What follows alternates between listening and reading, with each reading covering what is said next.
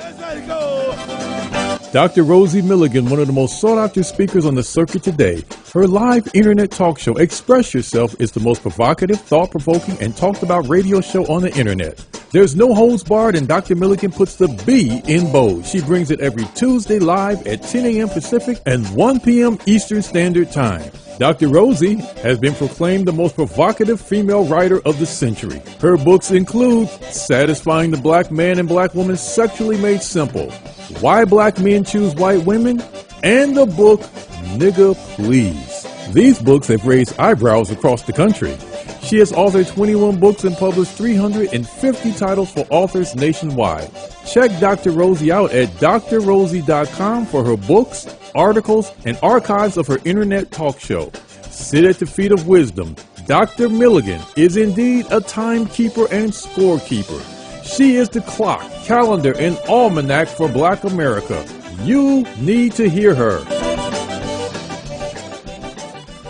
Milligan, coming to you live with nothing but straight talk. You know, that's how we do it around here, folks. Nothing but straight talk. That's what you're going to get up in here. We have a great show for you today. My co-host is the wonderful, you guys know him. He is we call him the AI man. People been looking for him for over 2 years now. He's at all of my events. He never changed his voice, and nobody have called Keith yet and said, Dr. Milligan, hey, I got him. There was money on the table last year and nobody got it. So, Mr. AI man, how are you, Keith? I'm doing good. Waiting to be uploaded to the cloud. All right. Now, the cloud gonna get full and burst after a while, you know. I tell you, this technology is really something. I was telling someone the other day. Mm-hmm. They said they had texted me and was upset because I had not responded. I said, well, I don't sit up all day looking at my text. What's wrong with phone calls? You know. Oh, I remember you didn't like text for a long time. You didn't text. Yeah. But now I have to deal with it. But don't think I'm looking at that phone all day. I text you about an hour ago, and you didn't respond. I know.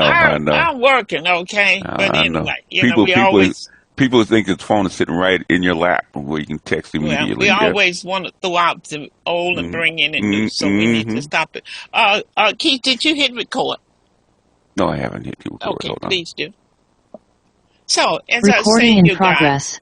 Yes, the Express Yourself Hour. Again, I'm your host, Dr. Rosie Milligan. We're here in sunny California. It's hot. It's hot here, you guys. And we have a great show. I have a great guest, someone that I'm very proud of her work, proud of what she's doing. She is an activist. She's an author. She has her own publishing company, and she does so much more. So let me introduce her to you today, none other than Andrea Lee. Good morning, Miss Lee. Good morning. How are you? I'm doing wonderful. Thank you so much for joining us today. We have a topic that's very dear to my heart, you know, and it's one that I think that we all need to be concerned about. Sometimes when we do certain topics, people think, well, that's not pertaining to me, but I'm here today to tell you what we're talking about. The way things are going, it just might be pertaining to you, because we don't know how close we are to actually looking at that word called homelessness. So today we're going to look at homeless shelters. Are they homeless shelters or human warehouses? What are they? Are they homeless shelters or human warehouses? Are dog pounds more humane than our so-called shelters? Now, why am I asking that question? Why am I saying that? Number one, the homeless are treated. How they're treated is everybody's business. Why am I saying that? It is everybody's business because it's them today, but it may be you or your family tomorrow. An un-audited shelter is like a ticking time bomb, where human beings are being warehoused without oversight, without accountability, or dignity. Now, folks, it's important. If you lose your dignity, can you imagine what your life is like? Are you friendly? Are you mentally stable? Dignity is very important. So we're looking at the fact, are people losing their dignity? You take the kennel, the dog pound.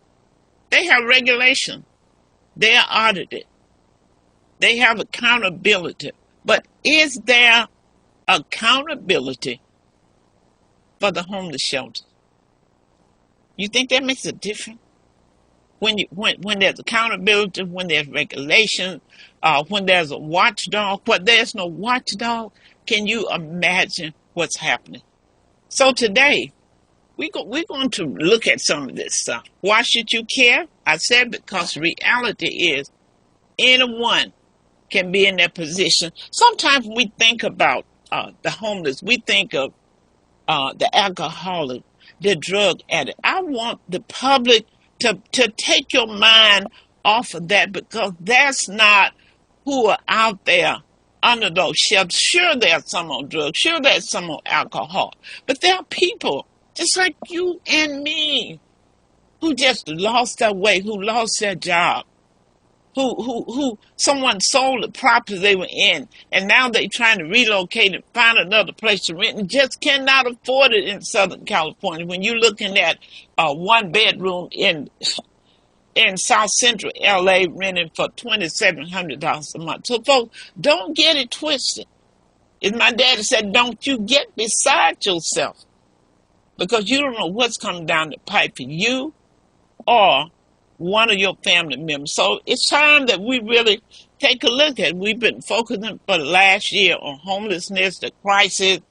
I mean, are they warehoused? Is it a hand up or a hand down that keeps them displaced for the rest of their life? Because if you went in with nothing, if you went in uneducated, if you went in not knowing how to read, if you went in didn't have the skills to meet today's market, how are we helping you? What's that? Wow. So let's talk to my guest.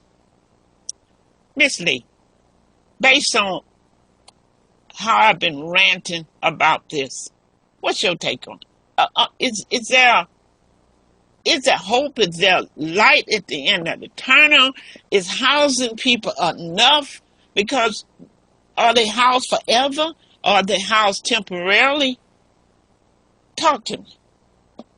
Well, I've been working in social services for over 20 years, and I think the problem is the people at the top is not really engaged with the people that's in need.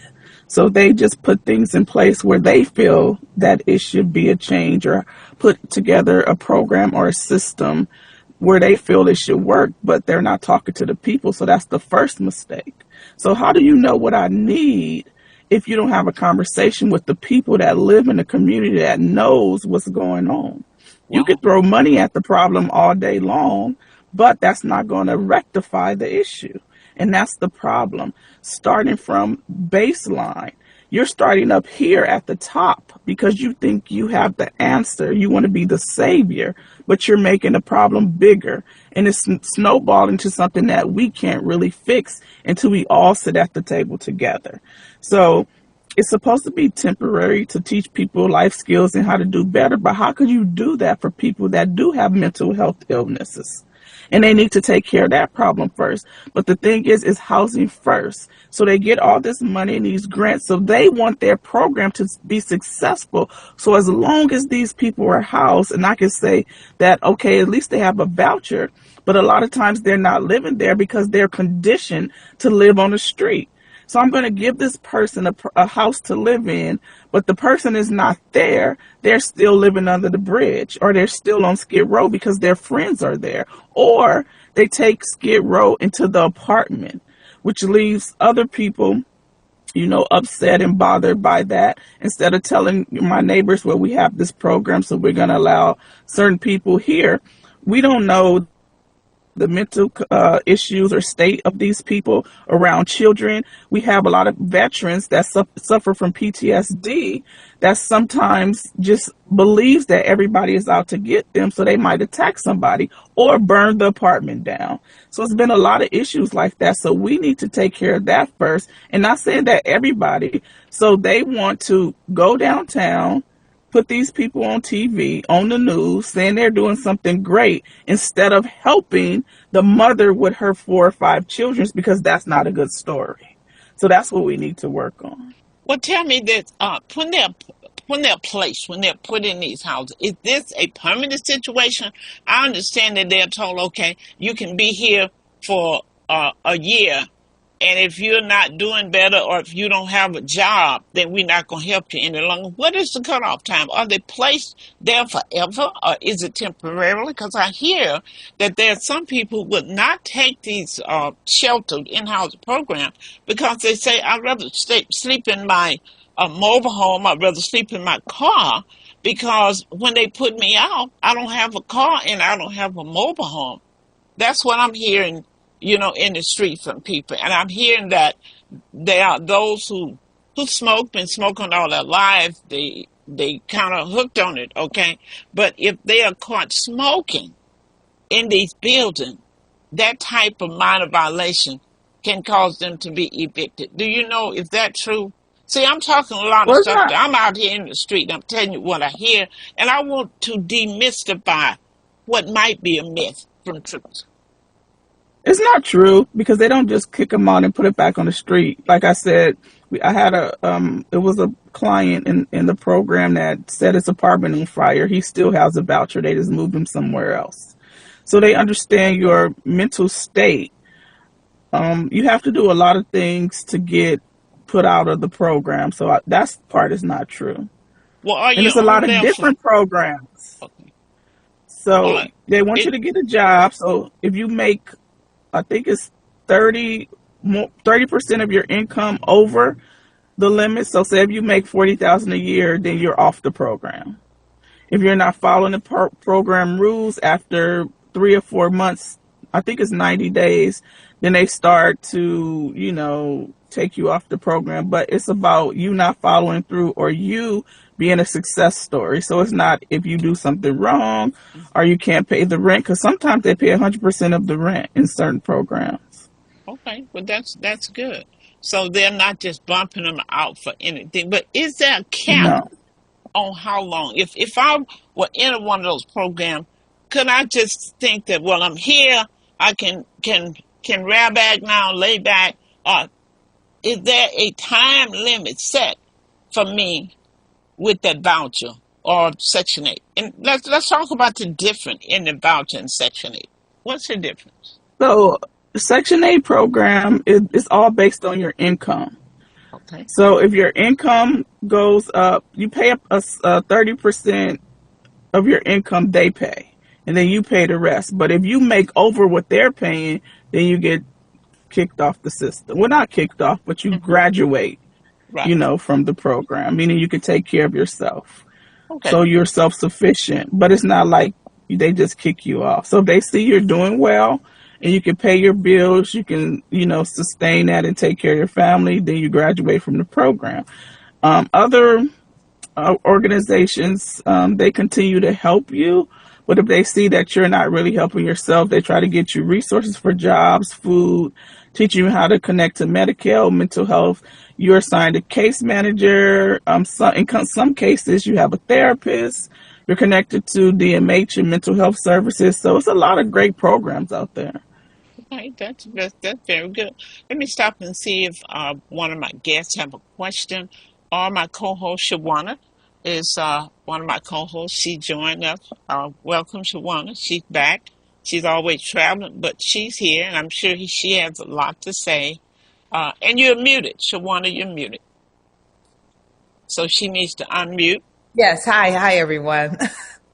No, I didn't really have any questions, but basically, we definitely need more programs for the homelessness, and we do need to pay attention to them and people that have dementia and all of that as well, because a lot of times these people don't have the mind capacity to handle certain things. And what type of programs do they have for people that aren't all there? Because due to drugs, because I see people when I'm driving down the street, I see people looking on the street. I see people going in the middle of the street, picking up things and tasting it. And it's like there's drugs out there that are making these people like this, that's creating the homelessness, that's saying it's okay to be homeless, but it really isn't. And we really need to teach our people, our friends and family. And they're not really our friends and family, but they are, aren't they?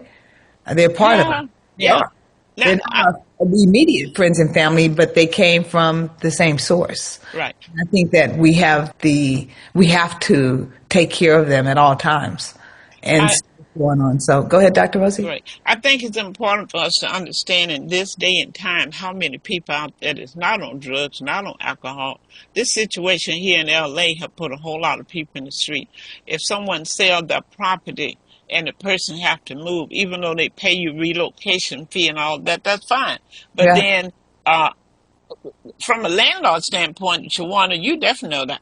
From a landlord standpoint, so they gave you 20,000 to move, but you don't have a job. So how you gonna pay the rent when that runs out? So that's that's why a lot of people, folks, is in the street. These are working people. These are people with degrees that's on the street. right. Am I right, I Miss Lee? Yes, because I had a couple that was millionaires before, and they lost everything when the housing market crashed because they were real estate moguls. And then his wife had cancer, and the insurance didn't cover it, so he spent all of his earnings trying to save his wife's life, and that's how they end up homeless. And they right. were too embarrassed to ask their friends and family for help. So it's not just people on drugs; they just have hardships, throughout their lives. So everybody at one point in their life is one paycheck away from being homeless because rent keeps increasing. Right. Every single month, there's no rent control. And our pay is not going up. Then we working 2 and 3 jobs, killing ourselves just to survive Right. most of the time. So that's the problem. Nobody gets there out and vote for the right things. I don't understand why nobody voted for the rent to, have a cap on it. And now the other day I get a notice that my rent is going up, and I'm like, are you building me another bedroom? Like, what are you doing that's changing to make my situation better? But it's just the greed. Well, I have to speak. I have to speak out on this one here because I'm a landlord. I own property. I just increased my tenants, and I increased them at a 4% increase, which was incorrect after July 1st. The increase is only 3%. But unfortunately for landowners, it's really difficult out there for us. I mean, my insurance went from $16,000 a year to $120,000 a year. No, and the tenants don't realize that. They don't realize that the trash that was once $500 went from $500 to $1,500 a month. They don't realize that the water and power bill that you pay in the water for everyone went from $5,000 to $12,000. So where's But the money? that's apartment units. It's I live in a house. well, if you live in a No, I house, live in a house and there I is pay rent for control. everything. They don't pay for anything. I I said pay there for is. water. I I know, pay but for I'm just trash. speaking. I'm speaking across the line. But there is rent control. I know you said that there's no rent control. Just to let you know, there is rent control for houses now as well. So, Every year my rent goes up, and I yeah, don't get anything but it can different. only I go up. had a It leak can in my only. bathroom for a year, But Yeah, the and they point haven't is, even repaired that. right, and what some landlords are doing, they'll do a little minor repair. They say they'll do major repairs, a way of getting the tenants out. So this thing is so crucial that the tenant is blaming the landlord is blaming the tenant. But who's really causing this stuff? Okay, so now you have the tenant and the landlord battling with each other, but nobody's putting a cap on the price of these houses that's far inflated and not worth what they are supposed to be, going for. right, Now right. you're looking at I high. owned a property in Arizona, and then you try to pick the right tenants too. I end up having to pay the rent, and I'm like, how do you feel like you could just stay here without paying rent? So Right. then I end up losing money on that. I pay rent a week early. Every single month I pay early. I'm never late on my rent. Sometimes I pay 2 and 3 months in advance. We get no incentive for that. So we got to pay for the things that other bad tenants did, which is not, I think it should be a Right. case by case. And I understand that landlords, because I was a landlord too. And it was hard. I had, a few properties. And it's very difficult when, we also have people that just come and trash your property or don't want to pay. And you take the boat of that, of course, because you don't want to lose your property. So it's just, Right. I don't feel like the rent should go up every year $100. That's 12 extra $100 that I have to pay out of my pocket, and I'm not Exactly. getting anything for Yes, that. I have a friend that's feeling the same exact way. She said every year it goes up $200 and it doesn't make sense. But I don't want to get us thrown off of Yeah, our topic because I know our topic is really Yeah. yeah, these people. absolutely. Yeah, But the same But with it's part of it, it is right? part of it. Because It is part of it. a lot of my tenants, they call me panicking, like, oh my God, my rent went up. But if it's a low income property, how are you raising the rent for the tenant when he don't it, even have an but income? They're on Social Security. it's no such thing like it is low income property. They No, building all over Los Angeles and every place, and they say it's affordable. They have a trick word out there. This is affordable housing. Affordable to who? No affordable. property should be built. No apartment should be built in a community where that the rent outpace what that median income is. So Right. we have a serious problem, and we have to take it back where the politicians are enjoying themselves, and the tenants and the landlord is fighting with each other and struggling to survive. The owners, people who own property, they are struggling. The tenants are struggling, and the politicians are going to the beach, eating well, and taking trips. So it doesn't make sense. But the point is, with all this, it doesn't take long for many people to be homeless. That's why I say I this agree with that. situation is everybody's business. And Yeah. the real issue when you say, but why don't they just go to the shelter? They just go there and stay a year. They're going to find them a place.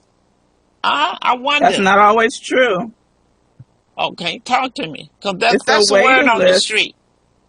So it's a waiting list. They might put you up in the shelter, but then you got to think about if you have children, your kids being exposed to, drug usage, gang violence, domestic violence, and different things like that.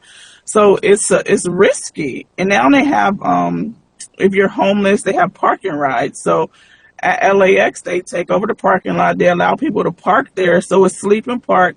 I think it starts at 10 o'clock at night to 6 in the morning. So you have to leave and you're able to come back. You have a case manager. Some security is there making sure they patrol and everybody is safe. They have the same thing in the Valley area as well. They're trying to do different things to kind of fix the problem, but they're not solving it because they're not all coming to the table together because each organization feels like they have the answer. And that's the problem. Everybody is picking apart where I believe they need this. This is a need here. And they're just bumping heads and at odds instead of coming together and saying, how can we put a plan in place for this to work for everybody? And across the board, all of our organizations kind of run the same way. Yeah, a lot of them is running like a sole proprietorship. Well, it You is. know, Yes. sole proprietorship. They're living good. Their kids have cars. They hire their friends. They don't have the social workers in some of these places. And somebody have told me about some. So I'm going to investigate. It's time for us to start busting folks who ain't doing right, who Right. getting money to take care of people in our community, and they're not doing it. And many times we are afraid to do it because we go, well, black people have it so hard. You don't want to make it hard for black folk, but you're making it hard for those homeless out there that you're not doing what you need to be doing. There's no segregation that's based on the age, the elderly, children, those with mental illness. I mean, when you throw people together like that, that's why so many people are in their cars, in their vans. They can't. I can imagine if you're thrown. I want you out here who are listening. Just think about it. If something happened to you right now and you had to go to a shelter, and you go in there, and you have people talking to themselves, Yes. excreting on themselves. Hmm. They take your stuff that you bring in. I mean, oh my God, what would happen to your mental status? Can you Wow. function like a real human being?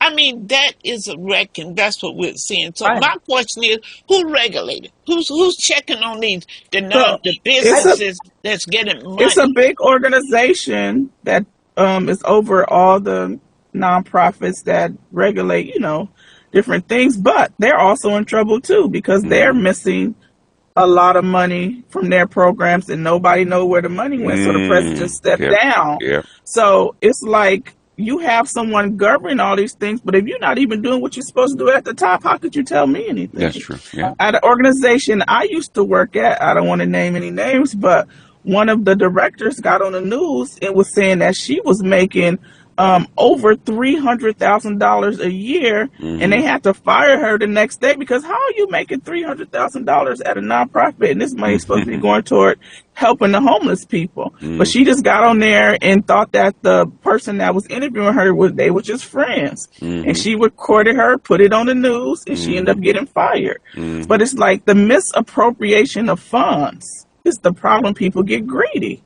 That's what And we're they start talking taking about. the money. Where's Exactly. the regulation? Yeah.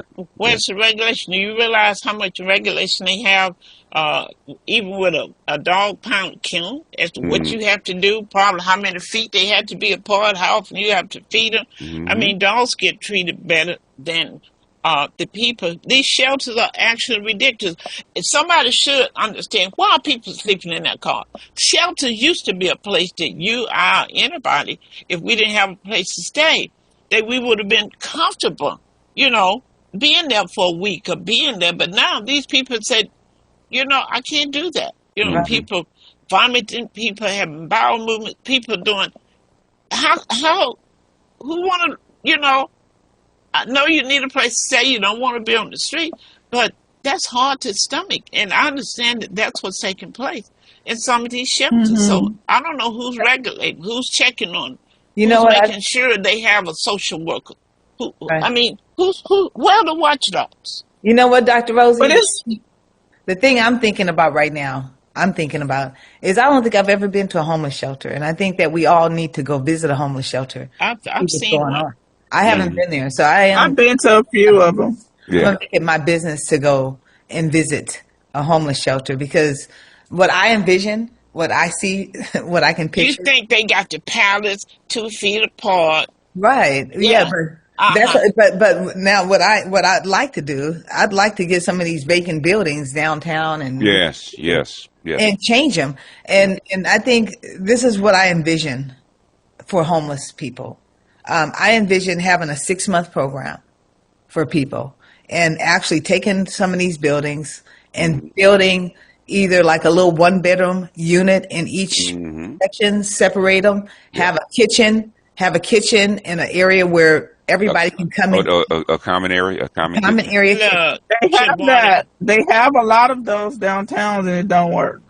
How They come? place security Yeah, guards there. wait, let her tell It's us why it doesn't work. So they have security guards there. They have different case managers coming in, but they start allowing other people to come off the street. The security is not doing their job, and nobody is checking up on them to making sure it's okay. So Well, that's why it's not working. when a pandemic happened, Okay. a lot of these programs took over the hotels, right? But it's so many people, and it's overpopulated, and it's so much turnaround with the staff because it's difficult to say that, okay, it's harm reduction. So we don't judge people for doing drugs. We give them Narcan. So just in case they do drugs, they OD, they can shoot up, their self and they abuse it.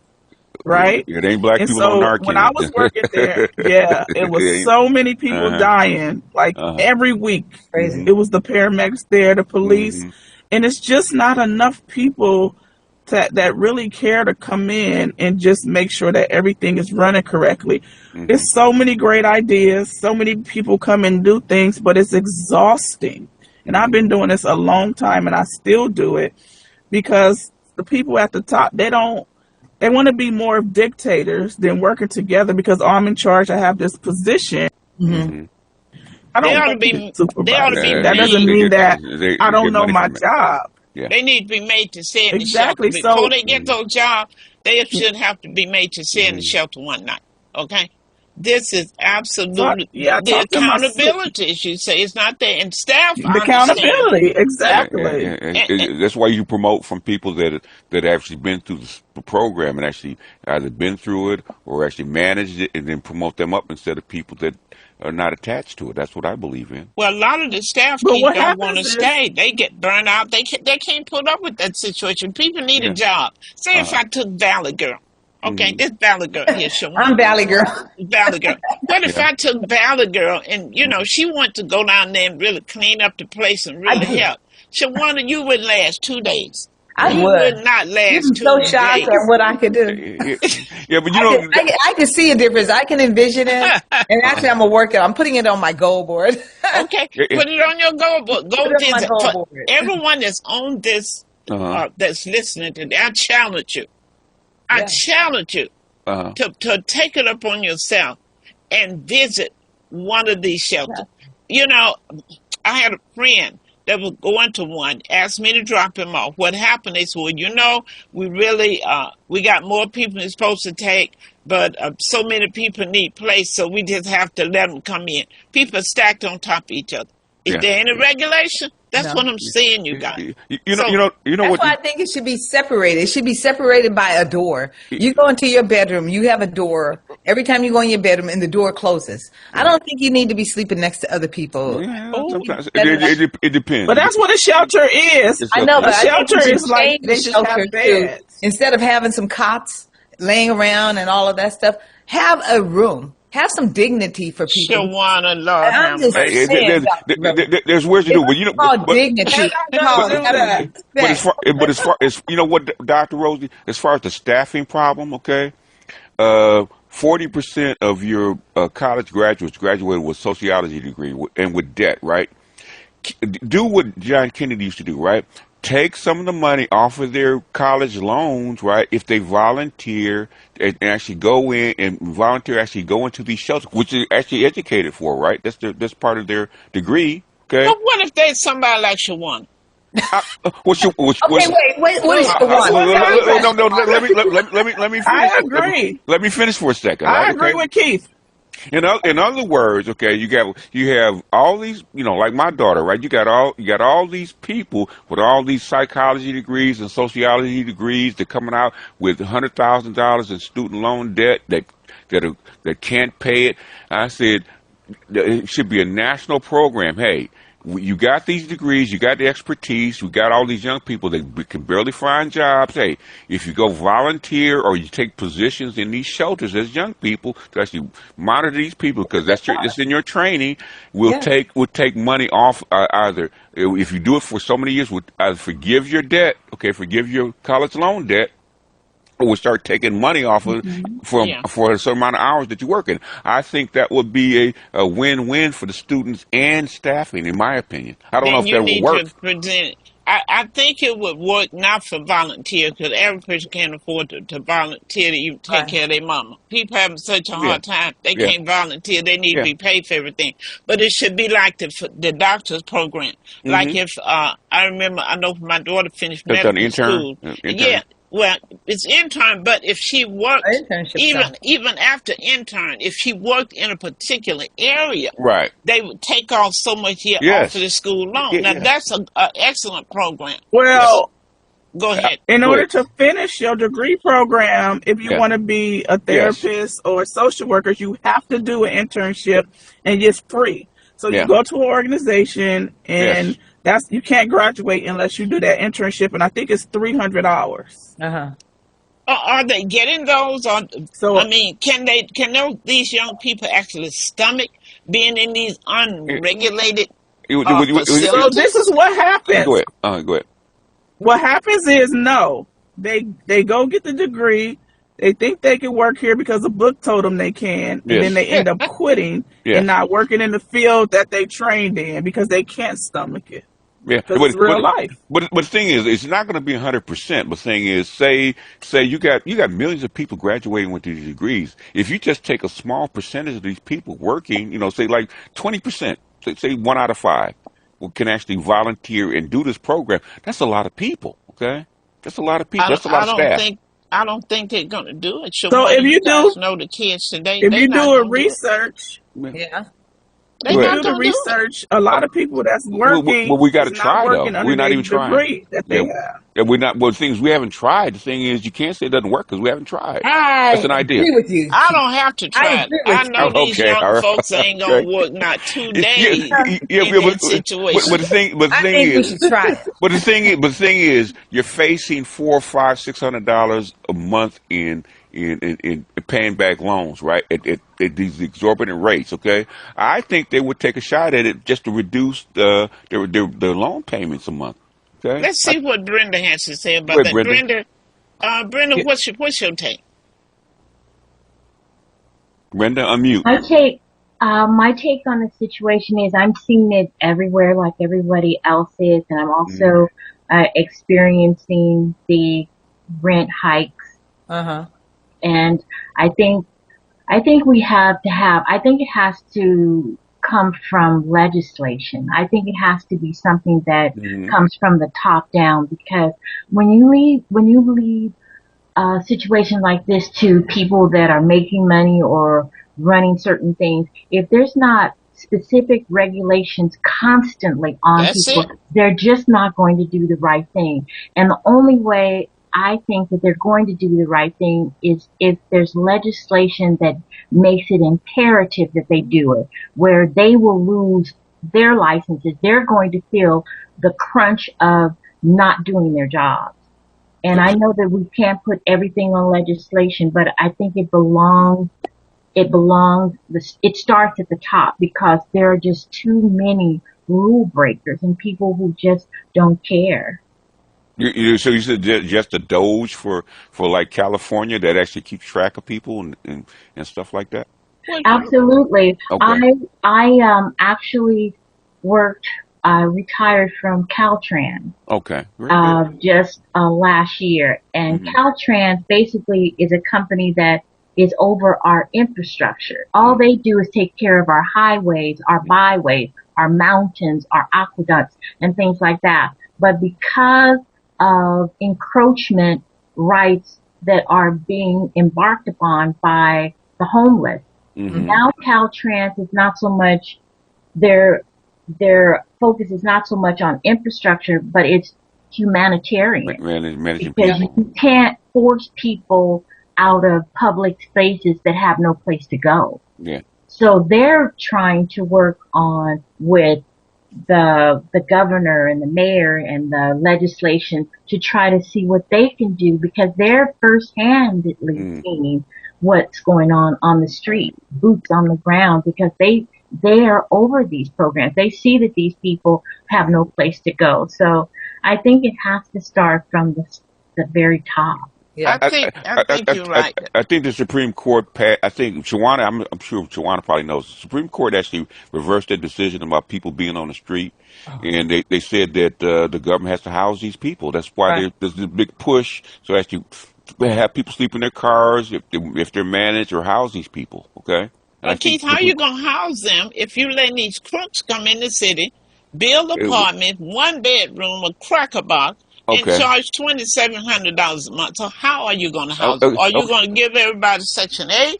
Do you have vouchers for Okay. most of the people that's out there on the street? Okay. Okay. What you gonna do? Okay, okay, okay. If I can get like 30 seconds, the big issue is the banks, okay? Because Shawana knows that mortgages and stuff sit on the bank's balance sheet, and it's only Right. so low that the banks will allow that these housing prices to drop. Okay, and the thing is, you're going to have to get into the banking system and get with the Federal Reserve and the banking system actually get with it to where okay we can actually support these banks. So when they go into the red, okay, instead of them closing, okay, they give them allowance to actually lower these housing prices because the reason Right. that the housing is not going down is because of the banks. It has Because the Shawana. prices aren't going down. Come on, guys. If you have Yeah. $1 million piece of property, Hmm.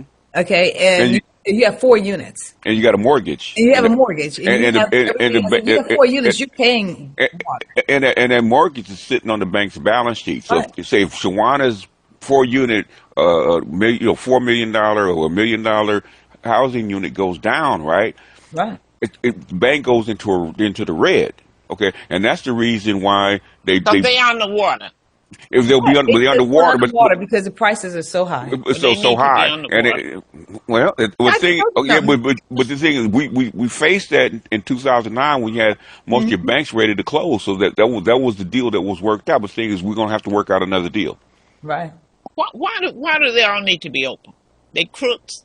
They it's robbing people. They taking okay, money from people. They that overcharging folks. They one Which of the one? biggest crooks out here. that is Or true, the but crooks, Dr. Rosie? that is true. But the thing is, You're you're but trying to get me in trouble. I've been thrown out of church. Now you're trying to I, get me thrown out of the community. I'm not calling the bank's name. You all know who they are. yeah. What I'm saying is, if, for that, there's a there's probably bigger in scope than this show, right? Okay, there's a whole bunch of reasons why the bank's balance sheet has to be what it is. Otherwise, you're gonna have a collapse in your banking system, which we almost had in 2009.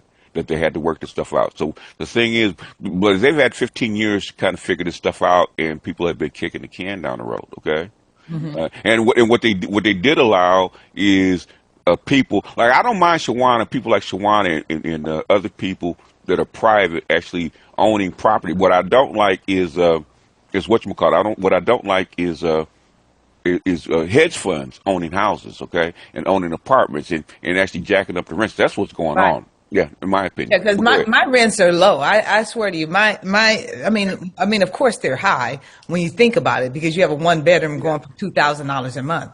But I have one bedrooms right next to me going for $2,800. So I think I'm low. Okay, $2,000. I'm giving my place away. But I do think about the regular person that you can't go too high. They can't afford it. You have long-term tenants. You give them what they need, and you don't have to gouge everyone. It's called rent gouging. But I don't rent gouge, and that's what people need to learn, how not to rent gouge. And then we also have to have programs available for people to teach them about the different programs that the government is giving to people. If you don't want to rent and you want to own, there's programs out there where the government is giving 20% down, helping people buy and things like that, so you can become an owner as well. But you have to make sure that you really want to be an owner, because you have taxes and insurance and all of that stuff to do. Right. But at the same time, I think Then that, that's when you should teach a class. right, well, I do teach If classes. you educated I people do. I on do. that. I'm an Okay. So I that's am an good. educator. I'm a motivational speaker. Well, And then you need to contact these Me too. agencies, Shawan. You need to contact these agencies and see if you. Now they're not gonna have any money, okay? Now Right. they're not gonna pay you. They tell you they but non-profit. that's fine. That's fine. I will teach for free. I Uh-huh. don't, I will teach. I do, So, Shawan, financial training, but they gonna pay me. You know why? Because they yes. paying that head of that program. I mean, they gonna pay me, and they should pay you. They got money. They right. should include it in their budget to bring Right. in people The like experts, yeah. you and like Brenda. Andrea to come in and to pay. They Yes. have the money. But at But the same they're time, hiring their cousin, their nephew, their right. friend, Boo May, Shakita, okay? When they should have social workers. Shawan, I would love to have you on my program. I Are teach you gonna pay me? No, I'm just kidding. self-love. It's I'm it kidding. You is need Hey, this teach guy. hey, us I reference Shawana all the Rosie time. told me you have money. No, I'm just kidding. I reference Shawana all the time. Okay. No, folks, it's important. I'm All playing. these ideas are good, but we got to get them from beyond our front door. We Yeah. need to be in the mayor's office, in whoever office. I Because agree. some of these ideas we have, they don't hear us. They don't know about these It's like ideas. We need to take it city to the people council. who can make a difference. We need to be at the Board of Education. Oh We yeah. need to be at all these places, letting them know what service we can offer, because I'm going to go back to it. You're not doing anything for these people for housing, for warehousing them. You don't Right. even know if they can read. They can't make a sentence. They not English literate, and they're not technology literate. So how in the heck? Oh, excuse me. I think everybody's teachable. Yeah, they are. I believe everybody's teachable. Yes, But they they gotta are. have somebody teach We them. get stuck. We get stuck in our ways. When I was 17, I had a baby. Okay, I had a baby at 17 years old, and I decided that, you know Me what, too. I'm not going to be a statistic. You look fast, thing, both of y'all. I was fast. But you know what? Some people may think a baby at 17 is, It's not that. That's nothing. but it's compared not. to- That's But not a that baby big. is Shawana, 17. that's back in the day. That's when That they was there's started nothing. having It's that having baby. babies. That It's ain't nothing 15, new. 16, That 17. Yeah, ain't Yeah. but nothing new. I didn't just have a baby. I decided that I wanted the best for my baby. Decided that I'm going to do whatever I can to make sure that my baby has whatever he wants And what he needs. Yeah.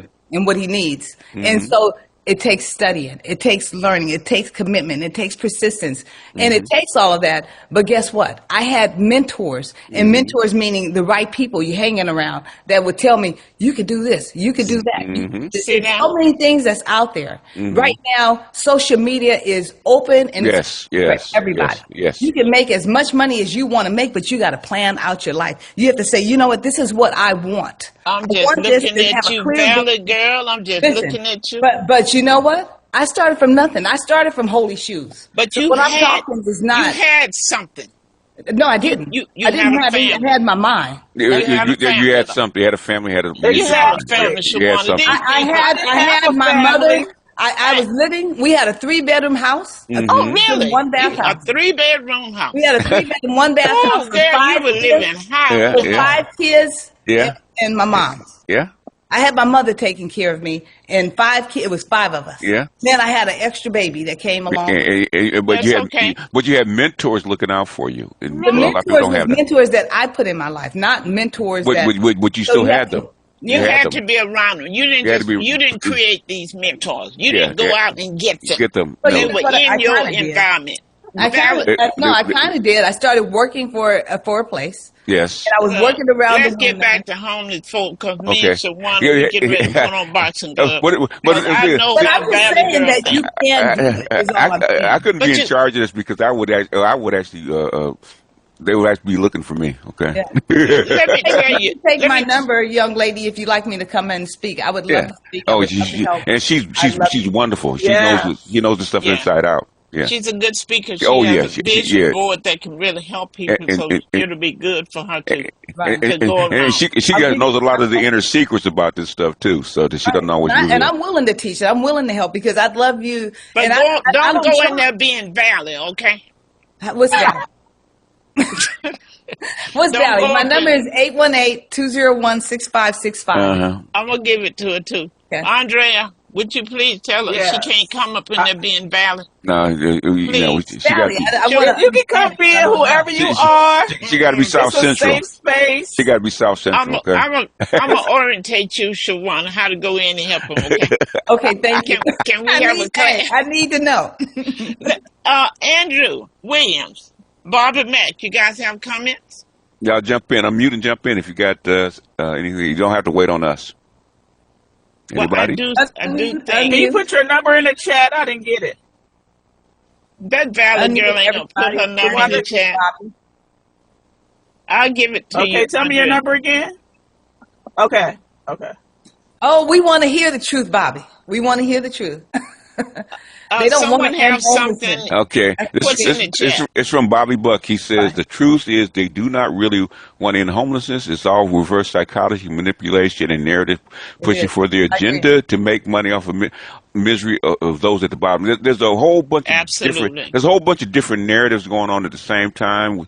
Greed. There's fear. There's protection. There's a whole bunch of things going on at the same time. But capitalism always leaves people at the bottom. Okay. Right. Well, one thing you guys think about, we all have a responsibility.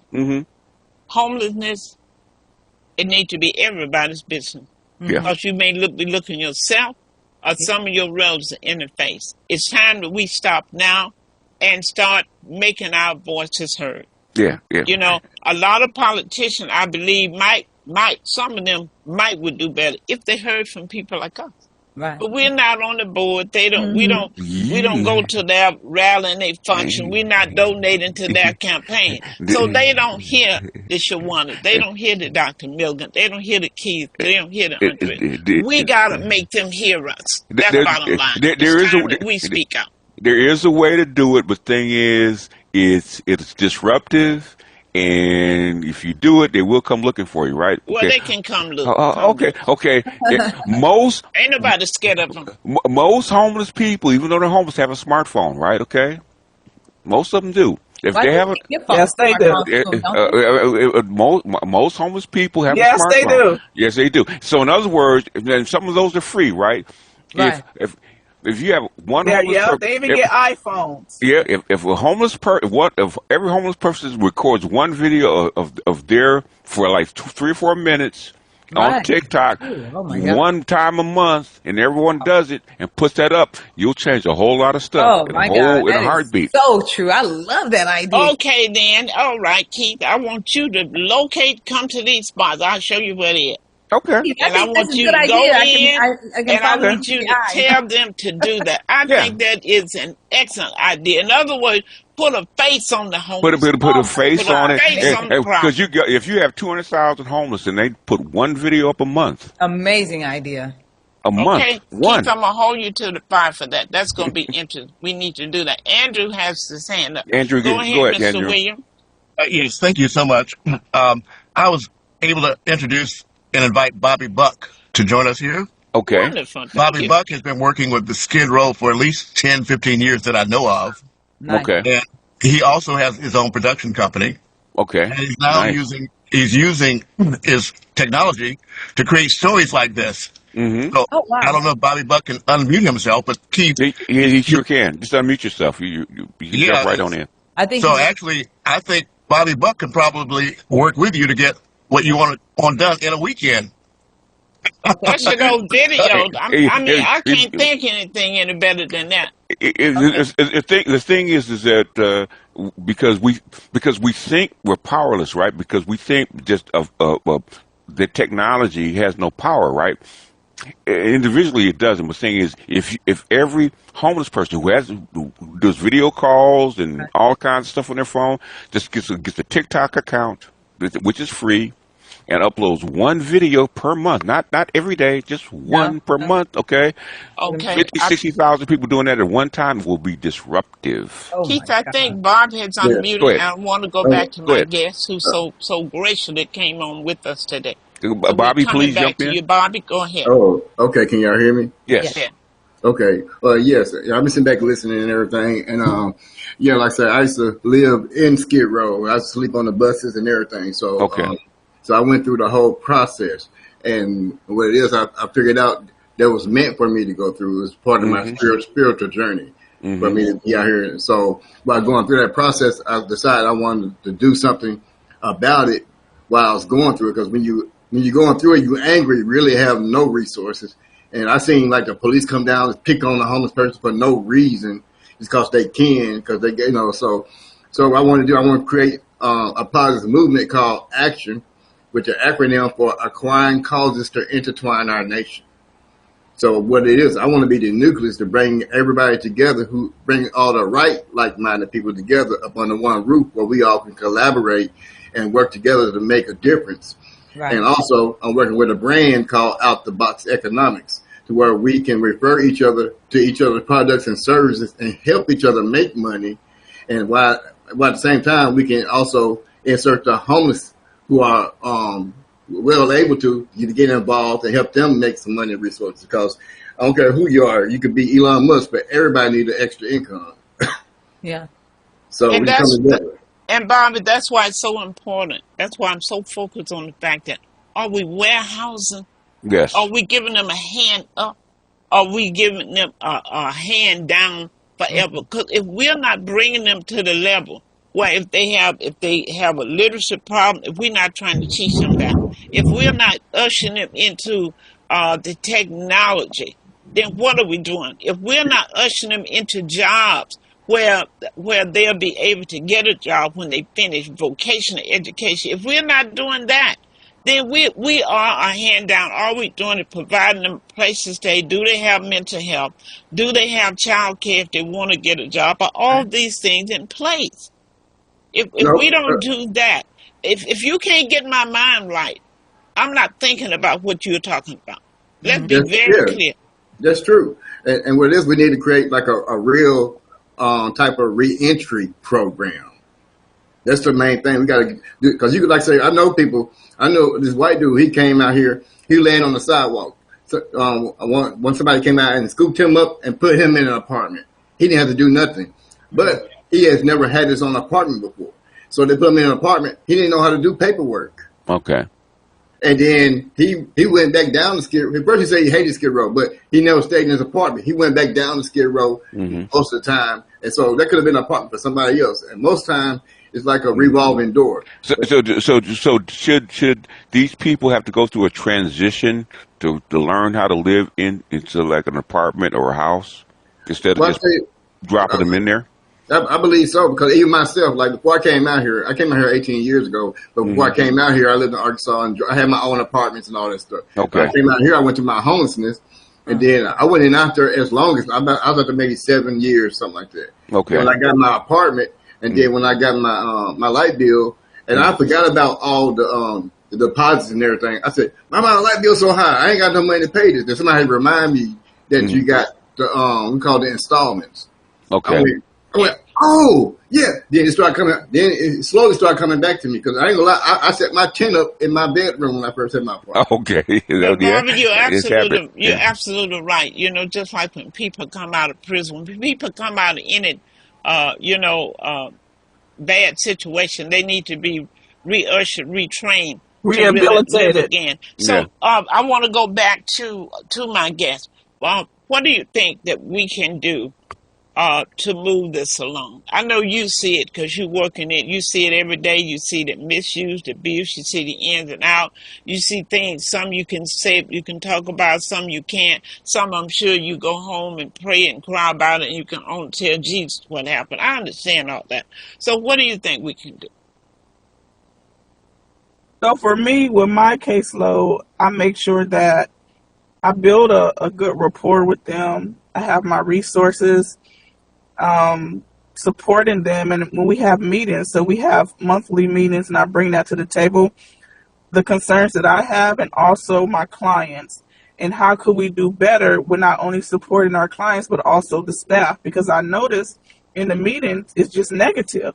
All we talk about is what's not happening, what can't happen, what is the solution? So we come together and we bring all this to the table with solutions instead of a problem all the time, and making sure that our mental health is also okay, because we put people out here every day that go see people, and that's secondary trauma. So dealing with not only the trauma that we may experience in our life, but also the trauma of our 25 clients. And some people have 100 clients. And that's a lot of people to deal with because there's no staff. And some people, some organizations, you have 100, 200 clients, and you're just responsible for calling them once a month. That's not going to help because we're not doing anything for them. We don't see them. I work for one organization when they gave me a caseload, and several of my clients have been dead for months because nobody checked on them. Right. So it has to be something better in place. And like the young man was saying, like they moved their tents into the apartment. I have a client right now has an apartment that doesn't live there. He wants to sleep under the 105 freeway because that's what he used to.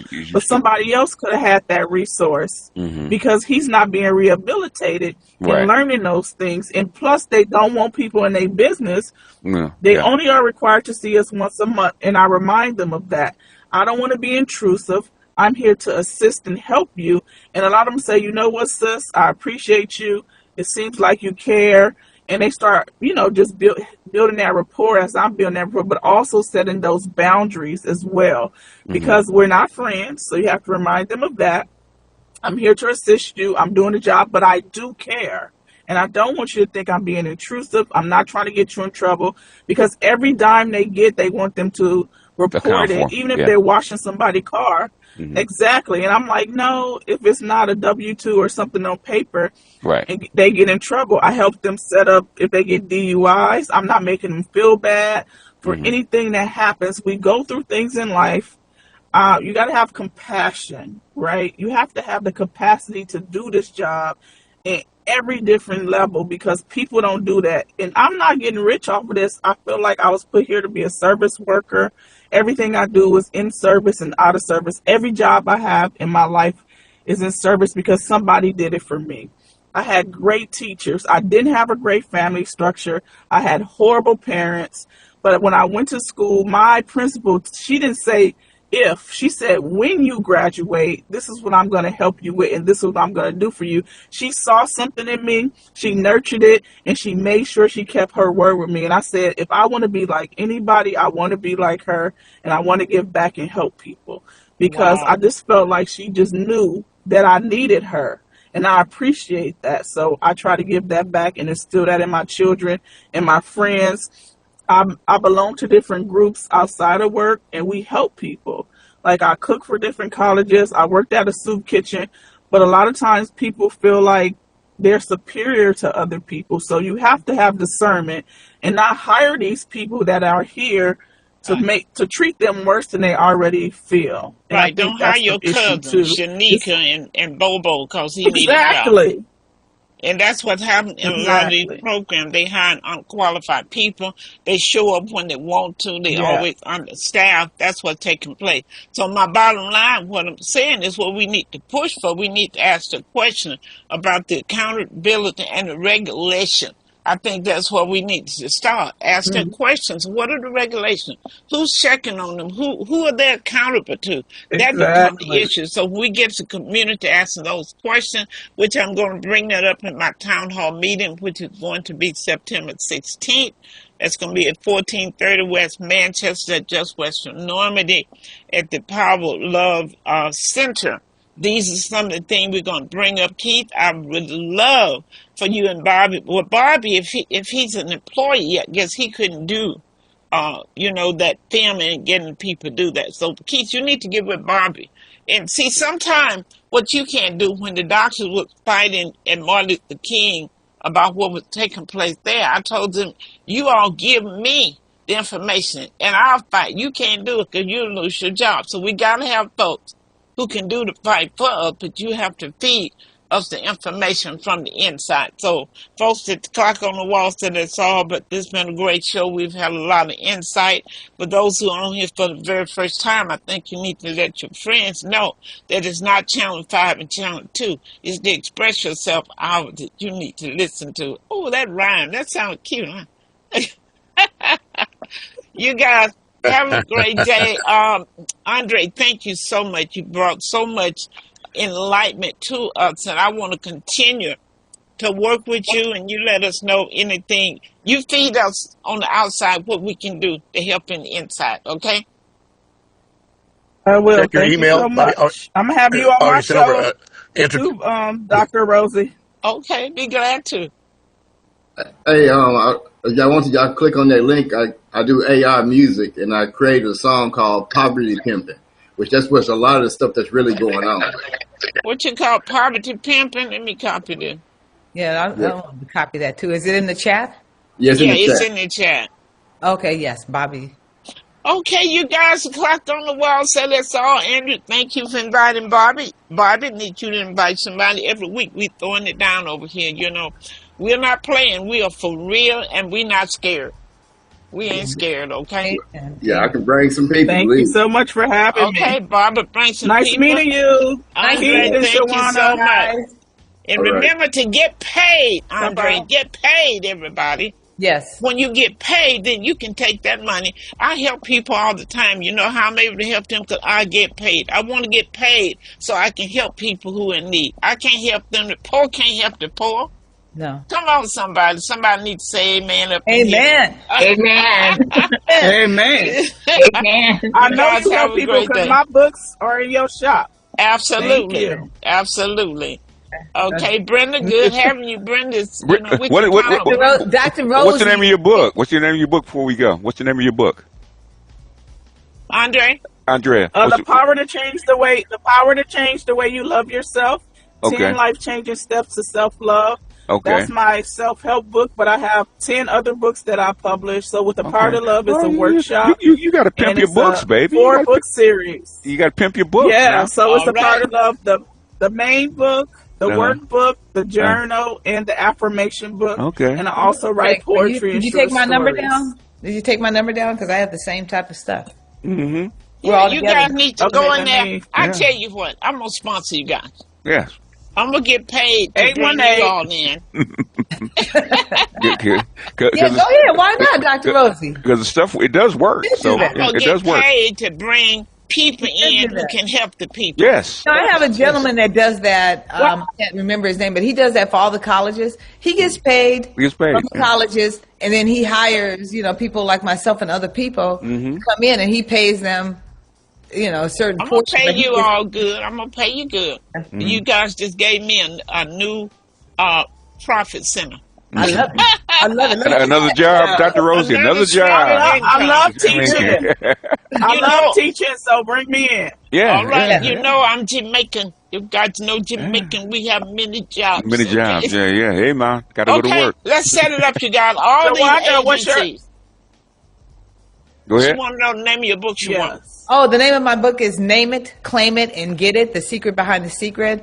And I also created my manifestation planner, which came out for August 1st to July Good. Yeah. 2026. It's a good. It's a Absolutely. good plan. It's a good planner. I got it. Amazing planner. Plan. I love the planner. I also am going to be teaching a manifestation class in this month. I would love for you guys to be a part of my anthology. It's called Dear Black Man, Dear Black Woman, Okay. Voices in Unity. Got to come back then. All right, I you want it to guys. come out next year. Okay, Okay. give me What's a the call. number? We got Oh, to send sign me off. Shawanda's Hey, Dr. number. Rose, I'll send you her number. She put it in the Okay. chat. It's in the chat. 818-201-6565. It's in the chat. Just click on the link. Yeah. You guys have a great one. Thank Bobby. Okay. Thank Brenda. Thank all of you. Have a great day.